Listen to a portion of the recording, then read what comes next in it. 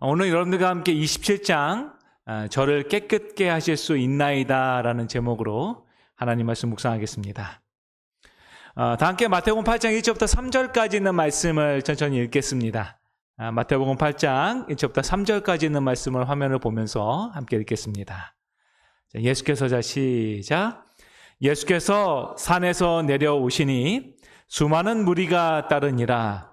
한 나병 환자가 나와 절하며 이르되 주여 원하시면 저를 깨끗하게 하실 수 있나이다 하거늘 예수께서 손을 내밀어 그에게 대시며 이르시되 내가 원하노니 깨끗함을 받으라 하시니 즉시 그의 나병이 깨끗하여진지라. 예수님께서는 갈릴리의 여러 마을에서 복음을 전파하십니다. 그리고 산에서 내려오셨다라는 말은 예수님께서 이제 가버나움 지역으로 오셨다라는 것을 말하고 있는데요. 예수님이 오셨다는 이야기와 함께 놀라운 기적들이 함께 그곳에 일어납니다. 그 수많은 사람들이 예수님을 만나기 위해서 그 가버나움이라는 곳으로 찾아오기 시작하죠. 많은 사람들 운집한 곳에서 예수님께서 복음을 전하시는데 성경을 보니까 한 나병 환자가 예수님께 나왔다라고 이야기합니다. 여러분, 나병 환자들은요 원래 이렇게 무리가 있는 곳에 가지 못합니다.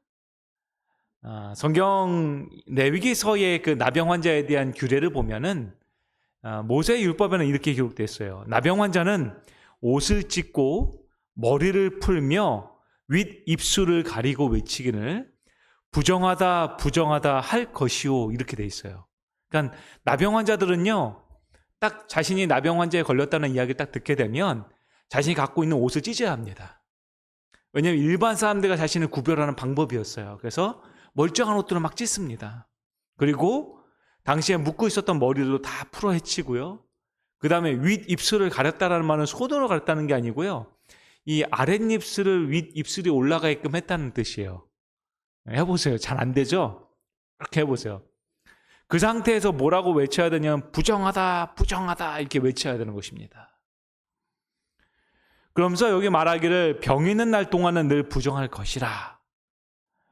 근데 뭐라고 돼 있냐면 그가 부정한 즉 혼자 살되 진영 밖에서 살지니라. 그러니까 나병 환자의 가장 큰 어려움은요 썩어져가는 손이나 발이나 그런 얼굴의 형체가 없어지는 것이 아니었어요. 나병 환자의 가장 큰 어려움은 뭐였냐면 외로움이었습니다.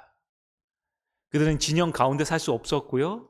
늘 진영 밖에서 자신들의 촌을 만들고 나병 환자들끼리만 살 수 있었습니다. 그동안 보고 싶은 가족들, 자녀들을 볼 수도 없었고요. 자신이 갖고 있었던 모든 지위 역시 내려놓아야 됐어요. 거기에 한 가지 더 그들을 무겁게 했던 것이 있는데 시대소망은 이렇게 표현하고 있어요. 유대인들 간의 이 질병은 죄 때문에 받는 심판이라고 여겨졌으므로 하나님의 치심 혹은 하나님의 손가락이라고 불려졌다.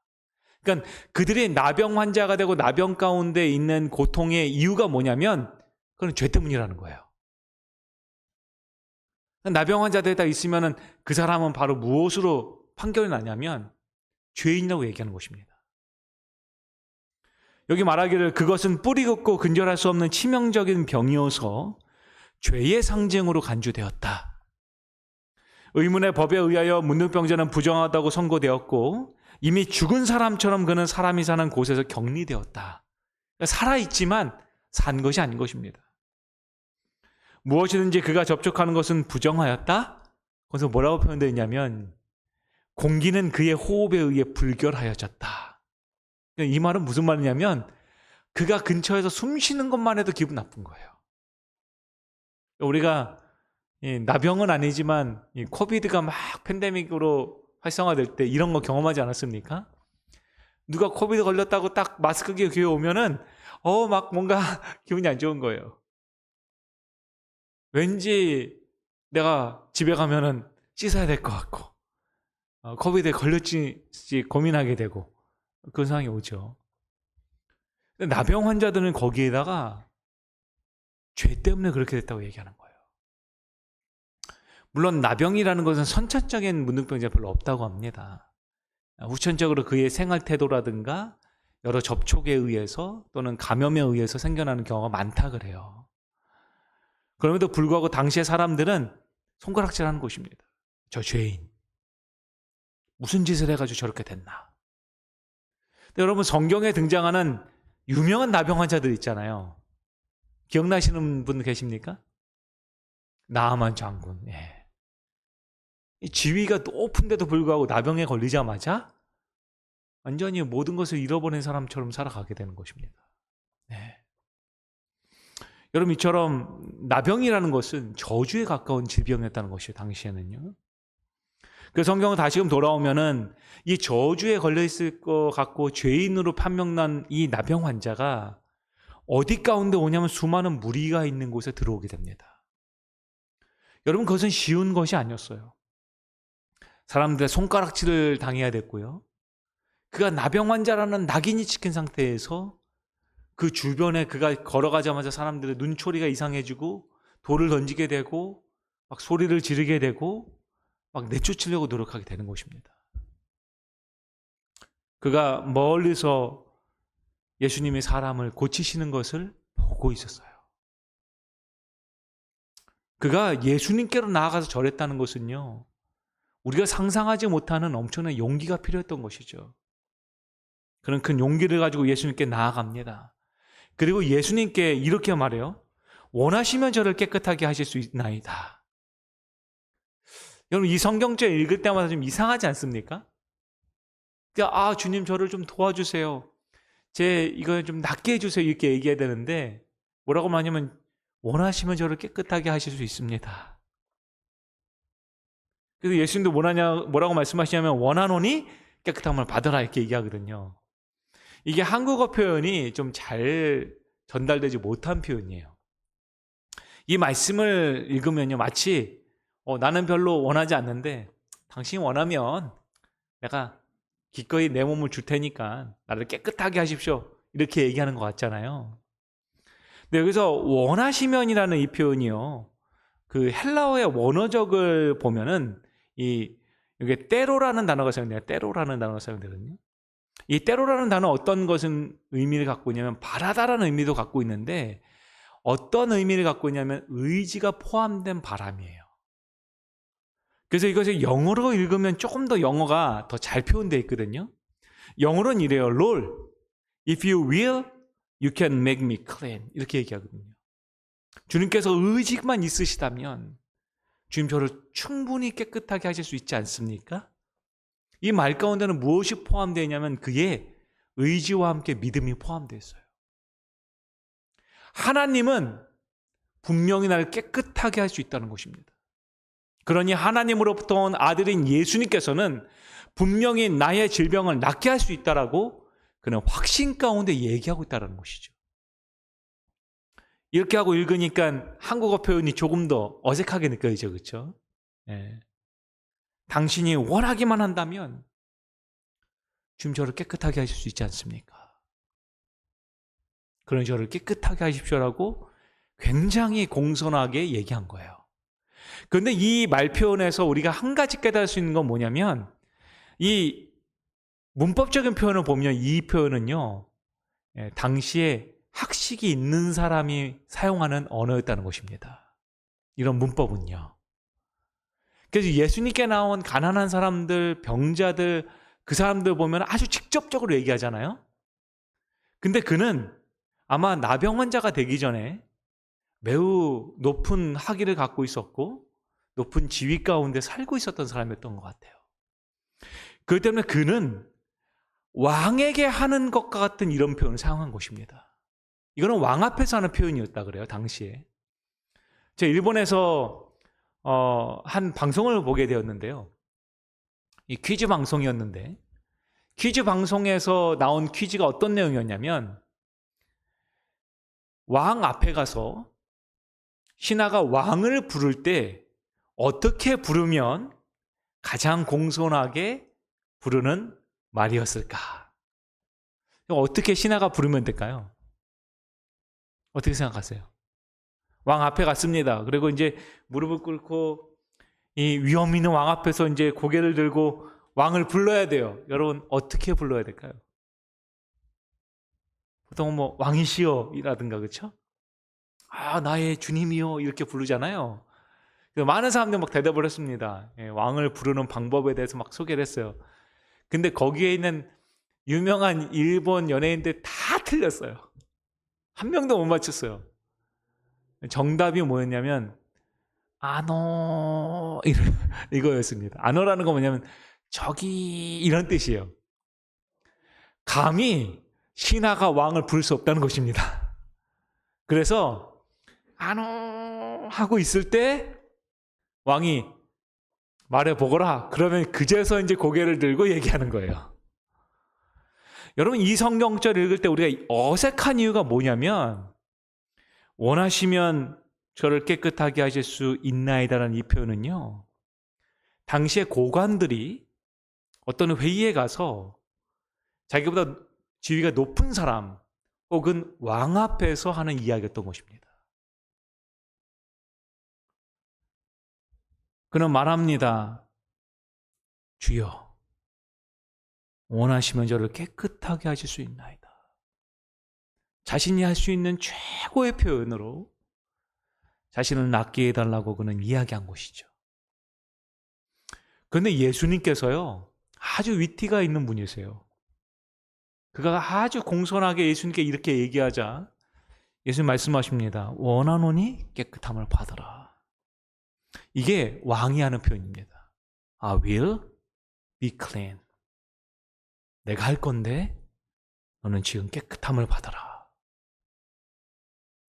그 사람이 최고의 공경의 표현으로 예수님께 자신을 치유해달라고 얘기하자 예수님은 하늘의 왕으로서 세상의 심판자로서 그에게 명령하십니다. 원하노니 깨끗함을 받아라. 여러분 이 말씀이 있고 나서 성경 말하기를 즉시 그의 병이 나았다라고 얘기합니다. 지체함이 없었다는 거예요. 하늘의 명령을 이 땅에 있는 모든 육체가 순종하게 되는 것이죠.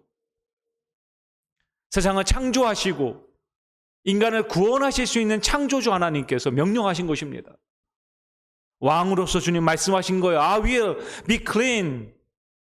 내가 원하노니 내가 지금 할 것이다. 그러니 깨끗함을 받아라.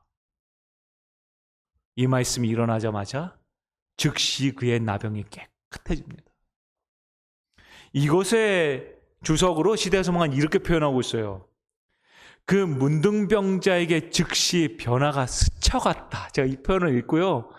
오늘 너무 흥분이 되는 거예요. 하나님의 능력은요. 스쳐만 가도 다 나는 거예요. 여러분. 그렇지 않습니까? 여기 말하기를 그 문둥병자에게 즉시 변화가 스쳐 지나가는 것입니다. 그의 육신은 건강하게 되고 신경은 예민해지고 근육은 견고해졌다. 문둥병의 특징인 거친 비늘 모양의 표면이 사라지고 건강한 어린이의 피부색과 같은 불그스레한 색이 그 자리를 대신하였다. 와, 하나님께서 그냥 문둥병이 없어지게만 하신 것이 아니라 어린아이처럼 세살에 돋아나게 하신 거예요. 여러분들은 별 감흥이 없으시죠? 저는 너무 이게 흥분이 되거든요. 저는 요즘에 샤워하고 나면은 항상 거울 보는 취미가 있어요. 왜냐면 제가 여러분 잘 아시는 것처럼 정말 죽을 뻔했거든요. 피부병으로. 제 여기 옆구리하고 이런 데는요. 아직도 그 흔적이 그대로 남아있어요. 얼룩덜룩한 흔적이 큰 지도가. 제가 봤을 때는 한 아메리카 대륙 정도 되는 것 같아요. 크기가요. 지도가 여기 막 있거든요. 그럼 제가 항상 그래서 달리기 시작한 건데 달리고 나서 샤워하고 나서 항상 확인합니다. 좀 줄었나? 연해졌나? 근데 여전히 그냥 컴해요. 색깔이. 가렵지만 않을 뿐이지. 근데 주님은요. 스쳐 지나가게만 했는데 그 능력이 살짝 스쳐만 지나갔는데요. 여기 보니까 건강한 어린이의 피부색과 같은 붉으스한 색이 그 자리를 대신했다는 것입니다. 아마 창훈이 얼굴 정도 색깔 난 것 같아요. 붉으스하니 그냥 건강한 모습이 나온 것 같습니다. 이제 건강해진 그를 바라보시면서 주님은 한 명령을 하십니다. 마태복음 8장 4절은 말하기를 예수께서 이르시되 삼가 아무에게도 이르지 말라. 그러니까 그에게 하신 첫 번째 명령은 뭐냐면 너 가서 아무한테도 말하지 말라는 것입니다. 그 두 번째 명령을 하시는데 뭐냐면 그들에게 입증하라 그러는데 입증하는 방법을 뭐라고 말씀하시면 이렇게 말씀하세요. 다만 가서 제사장에 내 몸을 보이고 모세가 명한 예물을 드려 그들에게 입증하라 이렇게 얘기합니다. 그러니까 예수님께서 병자를 치유하신 다음에 치유한 것으로 끝난 게 아니고요. 당시에 그들이 지키고 있던 모든 규례와 법들을 지키신 거예요. 성경에 나와 있는 모세에게 준 그 율법은 하나님이 주신 것입니다. 그걸 지키라고 명령하신 것이죠. 실제로 레위기서를 잘 살펴보면요. 레위기서 14장 2절 성경은 이렇게 말합니다. 나병 환자가 정결하게 되는 날의 규례는 이러하니. 그러니까 나병 환자로 살다가 갑자기 어느 날 변화가 일어나서 나병 환자가 딱 고침을 받잖아요. 그는 반드시 해야 되는 것이 뭐냐면 그 사람은 제사장에게 데려가야 돼요.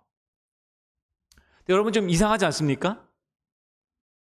제가 막 가려가지고 막 긁고 막 난리가 났다가 딱 병이 났다고 생각해요. 그러면 누구한테 가야 돼요? 여러분 감기 걸렸다 나면 목사님한테 와서 난 거 확인하고 교회 들어오셔야 됩니까? 코비드 걸렸다 나면 목사님한테 와가지고 저 코비드 났어요. 이제 목사님이 테스트 해가지고 나면 들어오시는 거예요? 아니잖아요. 병원 가야죠. 그런데 왜 성경은 제사장에게 가라고 했을까요? 김찬일 씨 어떻게 생각하세요? 의사로서 자존심 상하지 않습니까? 의사들 다 있는데 담임 목사한테 가서 확인받으라 그러면 기분 나쁘잖아요.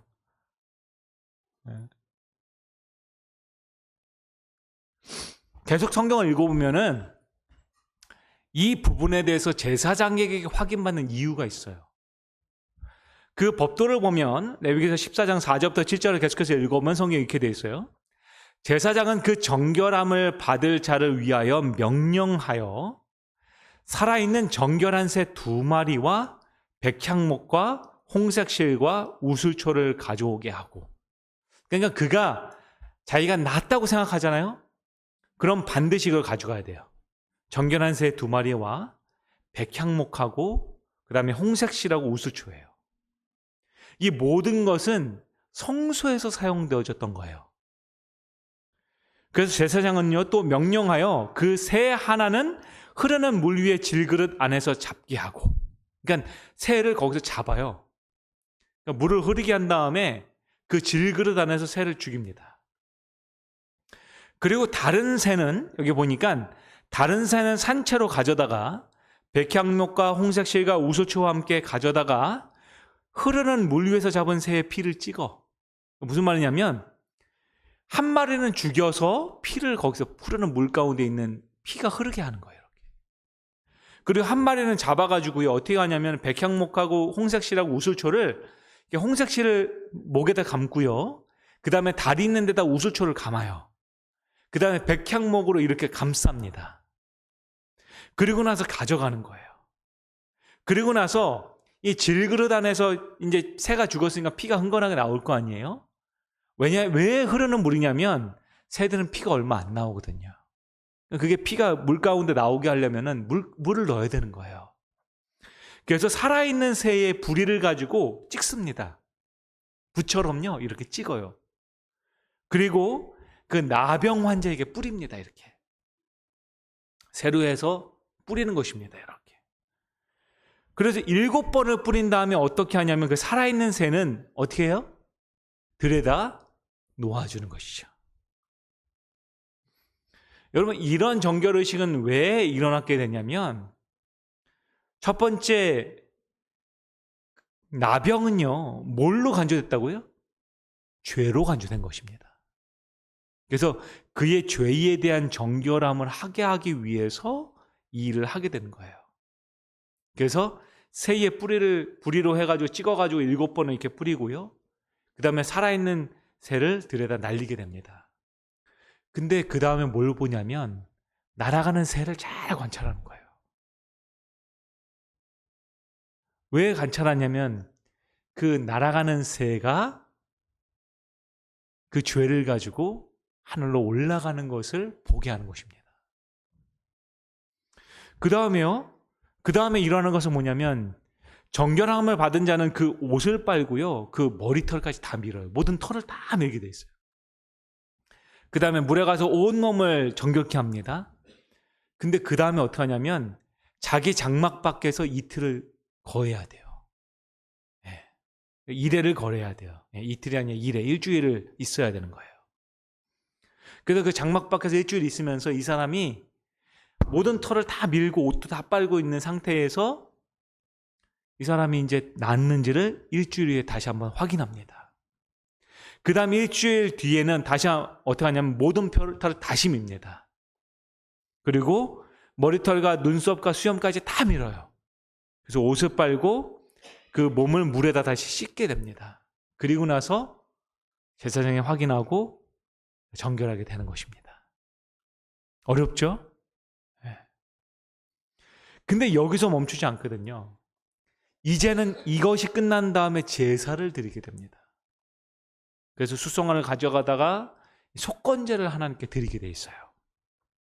그래서 이 나병 환자가 진영 안으로 들어오기 위한 수많은 장치들을 하나님께서 만들어 놓으셨어요.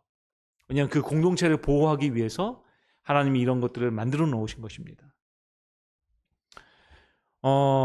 하나님께서는요, 이 모든 것들을 하게 하신 거예요.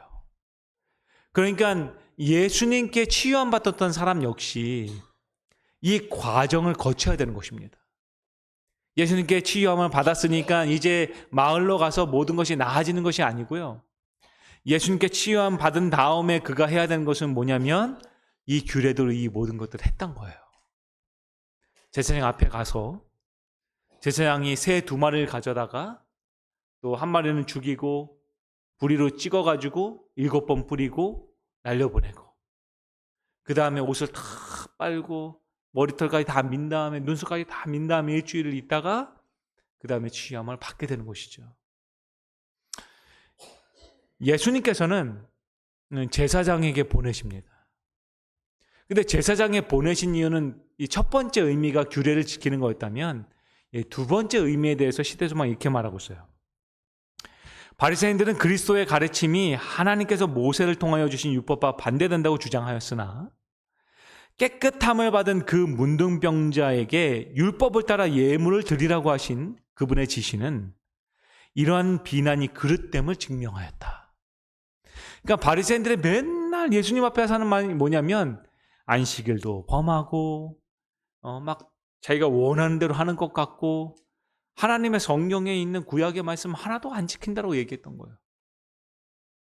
예수님께서는 이 문둥병자를 치유하심으로 그 모든 과정을 통해서 예수님은 법을 파괴하러 이 땅에 오신 분이 아니라 하나님께서 주신 율법을 완성하기 위해서 이 땅에 오셨다는 걸 보여주는 거예요. 그리고 이 문둥병자가 나와서 나음을 받았다는 것은 뭐냐면 여기 이렇게 말합니다. 즐겨 깨닫기를 원하던 모든 자에게 그것은 충분한 증언이었다. 그래서 말하기를 그 문둥병자를 추방하도록 선고한 바로 제사장들이 그가 나은 것을 확인하였다는 것입니다. 그러니까 예수님께서 문둥병자를 치유했다는 것을 그냥 누군가에게 들어서 말했다는 것이 아니고요. 그가 문둥병에 걸렸다고 말했던 사람이 그 예수님으로 말미암아서 치유함 받았다라고 증언하겠다는 거예요. 여기 말합니다. 공적으로 선언되고 기록된 이 선고는 그리스도를 위한 하나의 현저한 증언이었다. 그리고 나음을 받은 그 사람이 제사장들 자신에 의하여 질병의 흔적이 없다는 보증을 받아서 이스라엘 회중으로 회복되었으므로 그 사람이야말로 은혜 베푼 자에 대한 산 증인이었다. 그러니까 예수님을 끊임없이 부인하였고 예수님이 하나님의 아들이 아니라고 부인하였던 그 제사장들 가운데서 예수님께서 문둥병을 치유하시는 능력이 있는 것을 스스로 증언하게 하셨다는 것입니다. 하나님께서는 때로는요, 하나님을 미워하고 하나님을 적대하는 사람의 입을 통해서 증언하게 하시는 경우들이 있어요. 하나님을 믿는 사람을 통해서도 증언하게 하시지만 하나님을 믿지 않는 자들을 통해서 하나님의 살아계심을 이야기하는 놀라운 일도 행하신다는 것입니다. 그래서 시편에는 이렇게 말하고 있어요. 시편 109편 5절부터 6절은 말하기를 그들이 악으로 나의 선을 갚으며 미워함으로 나의 사랑을 갚았사오니. 그러니까 바리새인들과 제사장들은요, 주님께서 선을 베풀었음에도 불구하고 악으로 갚고요, 주님께서 사랑을 했음에도 불구하고 미워함으로 갚았다는 것입니다. 그래서 악인이 그를 다스리게 하시며 사탄이 그의 오른쪽에 서게 하소서라고 말하거든요. 그러니까 그들에 대한 심판은 악인들이 할 것이고 사단이 할 것이라고 얘기하고 있어요. 근데 주님께서 계속해서 뭐라고 말씀하시냐면은 거기서 끝나는 게 아니라 이사야서 1장 5절부터 6절은 말하기를 너희가 어찌하여 매를 더 맞으려고 패역을 거듭하느냐. 온 머리는 병들었고 온 마음은 피곤하였으며 발바닥에서 머리까지 성한 것이 없이 상한 것과 터진 것과 새로 맞은 흔적뿐이거늘. 이렇게 말씀하세요. 그러면서 말하기를 그것을 짜며 싸매며 기름으로 부드럽게 함을 받지 못하였도다.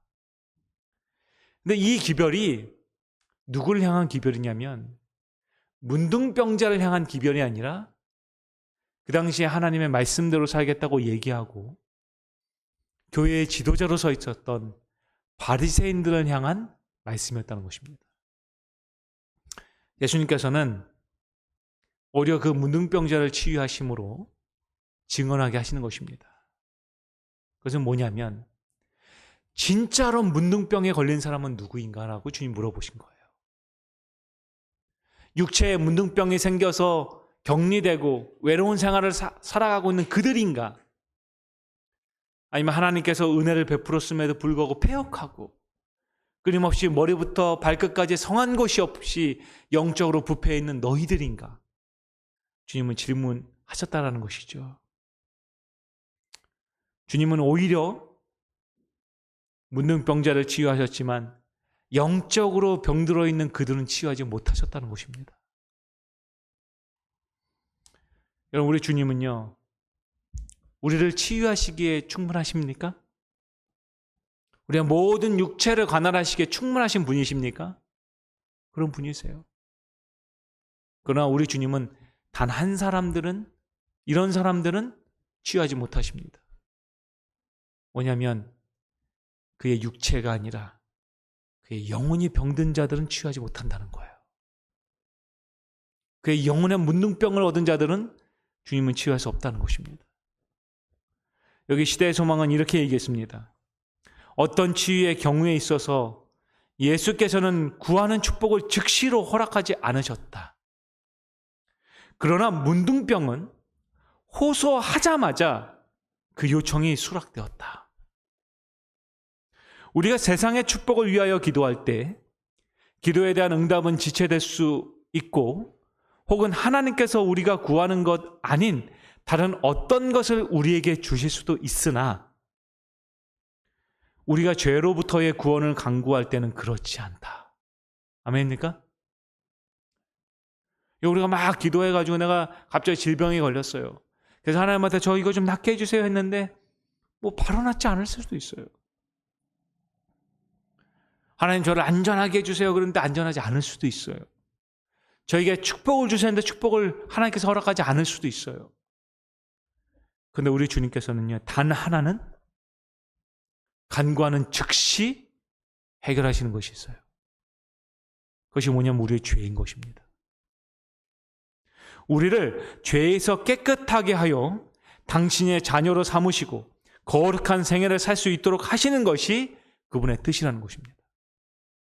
우리 하나님은 오늘 여러분들을 죄에서 깨끗하게 하기를 원하십니다. 영적인 문둥병에서 우리를 깨끗하게 하기 우리 주님 원하십니다. 그래서 우리로 하여금 거룩한 생애를 살아가기를 우리 주님 원하신다는 것입니다. 여러분, 질병에 대해서 화인여사는 이렇게 얘기했습니다. 죄의 불안과 채워지지 않는 욕망과 아울러 죄의 짐이 그들의 질병의 기초였다는 거예요. 많은 문둥병을 갖고 있던 사람들이 갖고 있었던 공통된 특징이 이것이었다는 것입니다. 죄의 불안과 채워지지 않는 욕망들, 아울러서 죄의 짐이 그들의 질병의 기초가 된 것입니다. 그들은 심령의 치료자 앞에 나오기 전에는 위안을 찾을 수 없다는 것입니다. 그분만이 주실 수 있는 화평이 심령의 활력을 주고 육체의 건강을 줄 거라는 거예요. 그래서 저희 교회에서는 앞으로 한 달에 한 번씩 여러분들에게 심령의 활력과 함께 육체의 활력을 주는 행사를 준비할 겁니다. 그래서 제가 카톡방에 이번 주는 나가는 주입니다 그러시면은 교회 정장과 함께 걸을 수 있는 복장과 운동화를 꼭 챙겨 오셔야 돼요. 여러분들과 함께 점심 먹고, 제가 여러 요즘에 건강에 관심이 좀 많아져가지고 찾다 보니까 이 밥을 먹고 30분 이내가 정말 중요하다고 합니다. 밥을 먹고 30분 이내에 근육이 막 움직이잖아요. 그러면 인슐린이라는 이런 것도 좀 조절이 좀 된대요. 근육량이 늘어나게 돼서 혈관이 확장되면서. 김찬희 선생님 맞습니까? 그런 것 같다고 합니다. 그래서 여기 같이 밥 먹고요, 그냥 가만히 앉아있다 가지 마시고 나가서 30분 동안 우리 운동하고 하나님께서 주신 천연계를 이 가을 동안에 좀 걷고요. 그래서 우리의 마음의 심령의 활력을 주시고 육체의 건강을 주시는 주님을 만나셔야 돼요. 우리 주님께서는 분명히 우리를 치유하기를 원하십니다. 우리의 죄의 문제를 해결하기를 원하세요. 우리 주님은요. 화인여사는 우리에게 분명히 이렇게 얘기했어요. 우리 같이 좀 읽어볼까요? 자, 시작. 아무리 악하고 뿌리가 깊은 신체의 질병이라도 그리스도의 능력에 의해 고침을 받았다. 아멘입니까? 아멘. 그리스도의 능력에 의해서 고침을 받았어요. 죄의 해결이 필요한 자들에게는 주님께서 그 죄의 문제를 해결해 주셨어요. 육체의 질병에 노임을 받기 원하는 자들에게는 주님께서는 그에게 가장 중요한 적당한 때에 적당한 방법으로 그들을 치유하셨습니다. 우리 주님은 우리에게 분명히 약속하십니다. 시편 103편 3절부터 5절은 우리에게 다음같이 약속하고 있습니다.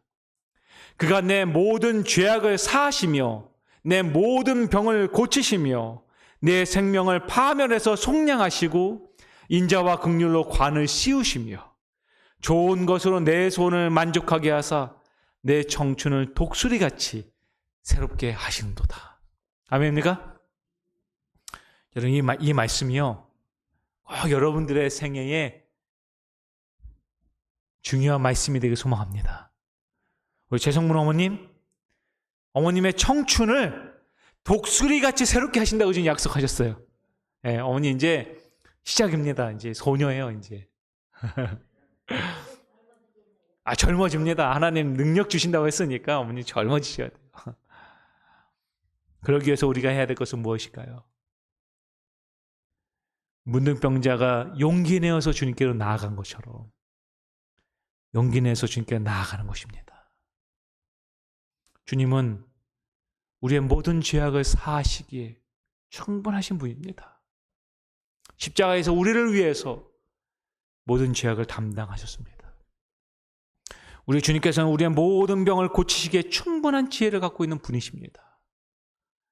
지혜가 부족한 자는 그에게 나와서 얻으라고 주님 말씀하셨습니다.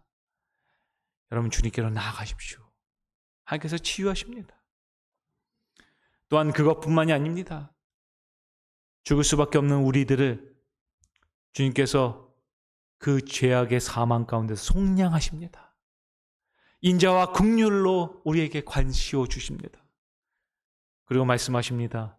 우리에게 가장 좋은 것으로 우리의 소원을 만족하게 하신다는 것입니다. 사랑하는 성도 여러분이시여, 이 가을 동안에요, 우리가 무엇보다 주님께로 더 가까이 나아가서 주님께서 우리를 위해서 준비하신 이 놀라운 축복들을 소유하게 되길 간절히 바랍니다.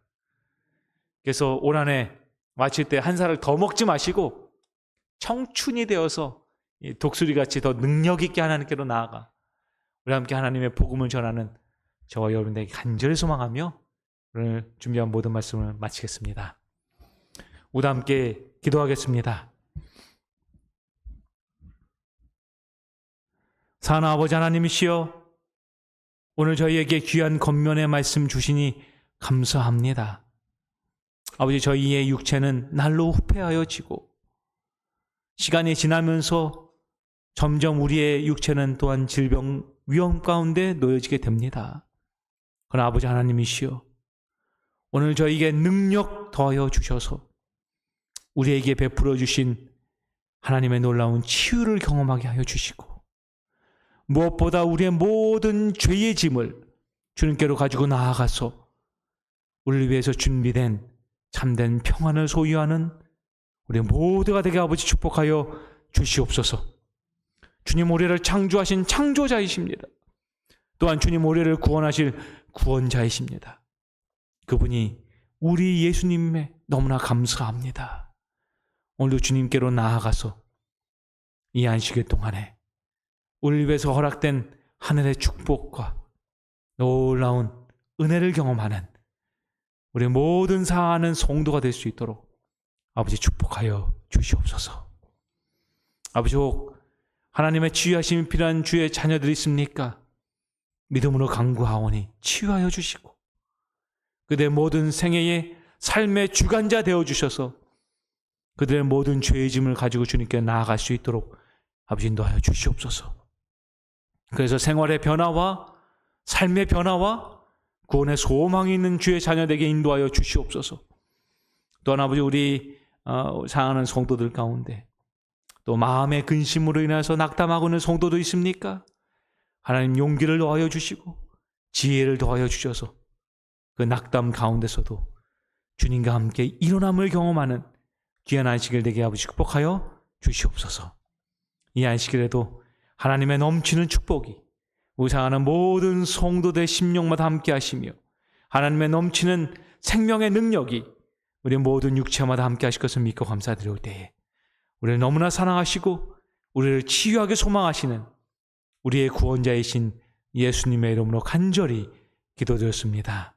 아멘.